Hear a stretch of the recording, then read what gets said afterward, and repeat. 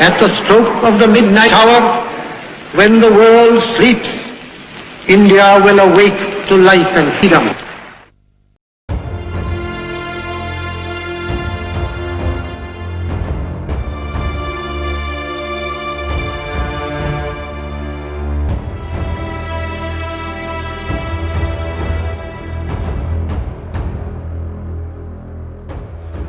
आत्मनिर्भर Bharat. Atmanirbhar Bharat, self-reliant India, is the vision of the Prime Minister of India, Narendra Modi, making India a self-reliant nation.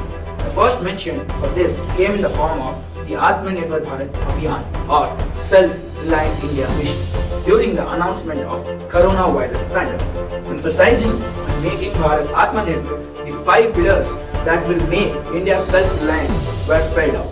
Let me take you all to all these 5 pillars in a short. Economics provides cushion first, build economy later, moving forward by leaps, not steps.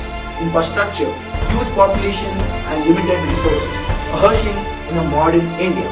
Systems, collaboration, cooperation and cohesion, technology-driven systems at par with ambition of 21st century. Vibrant demography, youth-centric, vibrant demography. Demands, increasing in demands to be at par with strengthening of supply chain.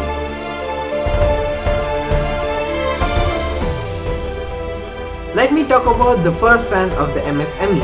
What is this MSME? The micro, small and medium enterprises are small-sized business entities. And how can this be classified? Company with the investment of 1 crore and getting a turnover of 5 crore is called a micro enterprises according to the new definition. One with the rupees 10 crore investment and getting a turnover of 50 crore is called a small enterprises, and one with the investment of 20 crores and getting a turnover of 100 crores is called medium-sized enterprises. Why are they so important and what do they contribute to our economy? There are 63 million MSMEs in India, contributing to 45% of manufacturing outputs and also 40% of exports, and also providing 111 million job opportunities. How are these MSMEs are affected? Thousands of MSMEs were on the verge of default with close 80,000 crores worth of bad loans, and also this pandemic has made it worse. Business has stopped and restarting them needs a lot of money. Why can't the banks help them? Banks already riddled them with the bad loans, are unwilling to offer them more loans now. Market was crying for government's help. Relief packages worth of 1.7 lakh crore under PMGKY to help the poor fight the coronavirus. The multifaceted Yojana has provided insurance cover of rupees 50 lakh to every health worker. Due date to all the income tax providers extended to 30th November also. And also 6-month extension for government contractors for completing government projects. And here's hoping these measures are sufficient to kickstart the beleaguered MSMEs. One Nation, One Ration Card. What is One Nation, One Ration Card? It is an Aadhaar-linked digitized card wherein the Aadhaar number of all family members are added, and this system is to be implemented by August for 67 crore beneficiaries across 23 states, which accounts to 83% of the entire beneficiaries.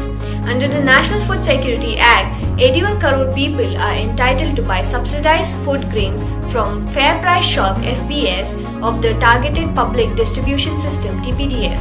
What is the existing scenario? A ration card holder can buy food grains only from an FPS assigned to them only in the location they live in.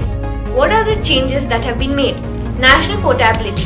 The recipients will be able to use their ration cards at any TDS from any fair price shop in the country. One Nation, One Ration Card is a great scheme for migrants who hardly stay for a longer duration in one location, and so is the drive to enroll migrants aggressively at their home locations in Manrega. What was the outcome of this national rollout? Question arises if it was a lack of resource or an operational issue. The worst hit section, that is the migrant workers, small farmers and street vendors were provided with 5 kg of wheat and rice along with 1 kg chana per family per month for next 2 months. It sums up to feeding 8 crore migrants costing just 3,500 crore. just 3,500 crore as compared to the largest scheme of 20 lakh crore. So this clearly tells us that the problem is operational. Why this operational issue? Unfortunately, the center cannot ensure that delivery. The onus of operations lies with the state governments. Speed and efficiency of the state governments will determine the success of all schemes. The ball is now in various state governments' court. The Essential Commodities Act. What's the Act? Enacted in 1955, the Act came into being when the country was facing famine and shortage of food. This Act empowers the center and the state government to regulate the production, supply, distribution and the prices of commodities. So what's the problem and why reforms are required? The limitation on the stocking is a big impediment in the growth of the agricultural sector. Traders are scared to buy more on the fear of imposition of stock holding limits. Investment in warehouse infrastructure is slow as they could be raised by authorities for holding excess stock. Lost opportunities in the export market, restricted avenues to sell. Farmers were bound to sell produce only to licenses in APMCs. This caused a lack of price realization to farmers and excessive market fees and commissions for farmers. How will the amendment help? Removal of stocking restrictions will enable merchants to directly purchase produce from farmers in large quantities. This can be particularly helpful in times of bumper harvest when farmers often dump produce in wholesale markets at throwaway prices. It would also enable farmers and traders to enter into export commitments without the fear of government regulations based on domestic prices or production. The new law not only provides farmers with adequate choices to sell produce at an attractive price, but will also provide barrier-free interstate trade and a robust framework for e-trading of agriculture. Now let's talk about monetization of deficit. Firstly, monetization is the process of earning revenue from an asset. So the monetized deficit is the monetary support that RBI extends to the center for the government's borrowing program. In other words, RBI increases the supply of money in systems, leading to inflation. Then why do so? Well, you see, the same bonds are sold in open market to bring down the inflation. This helps RBI to suck excess money from the market. Under the Atmanirbhar Bharat, the government plans to target the following sectors. Firstly, coal, where commercial mining will be introduced on sharing basis and private companies will be allowed to explore new mines. Then, minerals. For the boost required, 500 mining blocks are announced to be auctioned. Then defense includes ban on import of certain weapons and platforms and FDI limit raised to 74% for manufacturing in auto. Well, for the civil aviation, the restriction of airspace will be reduced from the current 40% to make it more efficient. Also, all social infrastructure will be included in this program too. Then for the power sectors, the power departments, utilities and distribution companies will be privatized in the utilities under the tariff policy yet to be announced. Even the space will be privatized for planetary exploration and outer space travel. In the end, for the atomic energy, for the production of medical isotopes, research reactors are to be set up. With that all being said, it will be interesting to see its wholesome effect on modern India. State revenues have crashed due to the lockdown effect. They need money and borrowing is the primary solution. But regulations only allow them to borrow up to 3% of their GDP. State government has been struggling due to dwindling revenues following the near halt in economic activities because of the lockdown. The condition has been more precautious for the states. They have been asking the center to allow them to borrow more from the market to financial coronavirus related expenses. In the current view of the COVID crisis, the government has allowed them to borrow up to 5% of gross state domestic product, that is GSDP, in the financial year 2021. This move provides extra state resources, allowing them a fiscal headroom of Rs 4.28 lakh crore subject to their carrying out specific reforms. This is a masterstroke. States get more money and publicize their reforms. India's big plan for making India. The need. Global manufacturing firms of the world to de-risk by diversifying locations of production facilities post-COVID-19. China, known for its inept handling, is at the receiving end of this exodus, as many global players look to move out. The big plan. India is gearing up to make the best of the situation, and here's what it has done. government has reached out to 100 multinational companies, groups set up to directly engage with the investors. The collaboration will help create over 10,000 direct and indirect jobs in India. Listed states are willing to offer quick approvals and have large land banks. For new manufacturers, the applicable tax was brought down to 17%, which was the lowest in Southeast Asia. Initiatives: PPE production.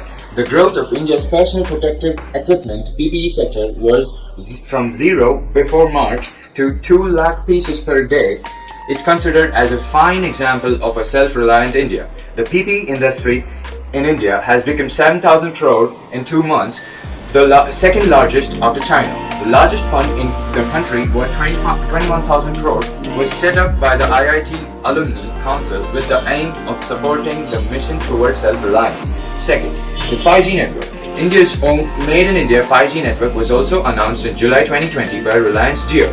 Mukesh Ambani announced in mid-July Jio has created a complete 5G solution from scratch that will enable us to launch a world-class 5G service in India using 100% homegrown technologies and solutions. Third, One Sun, One World, One Grid OSOWOG vision. The Ministry of New and Renewable Energy MNRE has invited proposals from eligible consulting firms for developing a long-term vision, implementing plan, roadmap and institutional framework for implementing OSOWOG. This being in line with the Prime Minister's call for connecting solar energy supply across the borders and fueling his vision to generate the round-the-clock electricity from the sun as it sets in one part of the world and rises in the other. While addressing the inaugural function of the second Global RE Invest meeting of the Indian Ocean Rim Association and the first Assembly of International Solar Alliance ISA in India.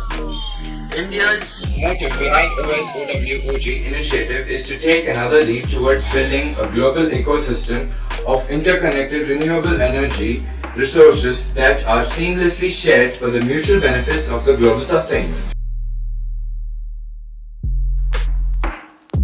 21वीं सदी भारत की हो,